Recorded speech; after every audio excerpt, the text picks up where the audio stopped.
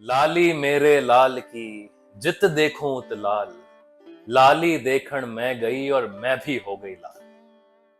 कबीरदास जी कहते हैं जब एक खोजी उसकी खोज में निकलता है, अगर उसकी खोज में सच्चाई है, अगर उसको विश्वास है, तो फिर वो खोजी अपने मुकाम तक पहुंच नहीं पाता है। क्यों?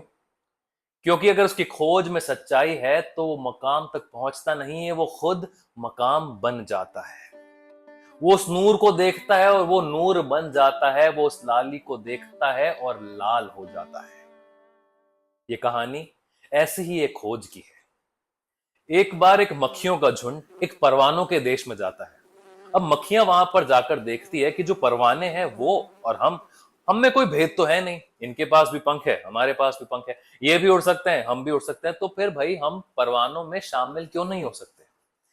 इस दलील को लेकर, इस मुहिम को लेकर मक्खियों का लीडर शाह परवाने से मिलने उनके महल में जाता है। बाहर खड़ा चपरासी उनको रोक लेता है। तो जो मक्खियों का लीडर है वो चपरासी से कहता है कि भाई हमको शाह परवाना से मिलना है, हमको जाने दो। तो चपरासी है वो मक्खियों के लीडर को ऊपर से नीचे तक देखता है कि भाई ये लोग कौन है। अब मक्खियां समझ जाती है कि ऐसे काम होगा नहीं। तो मक्खियों का जो लीडर है वो जेब से निकाल कर 100 रुपए का नोट को देता है, क्योंकि मक्खियों के पास भाई साहब बहुत पैसे होते हैं।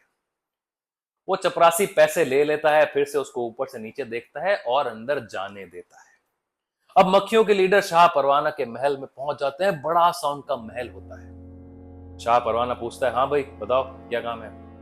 तो मक्खियों का लीडर है वो कहता है कि देखिए शाहजी, आप और हम में कोई भेद नहीं है।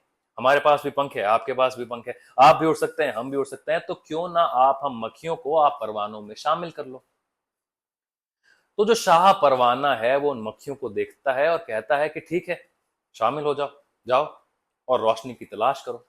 भाई परवानों का काम क्या होता है, परवाने तो रोशनी की बस तलाश में ही लगे रहते हैं। तो मक्खियों का जो झुंड है वो रोशनी तलाश करने के लिए वहां से उड़ जाता है। परवानों का झुंड भी उड़ जाता है।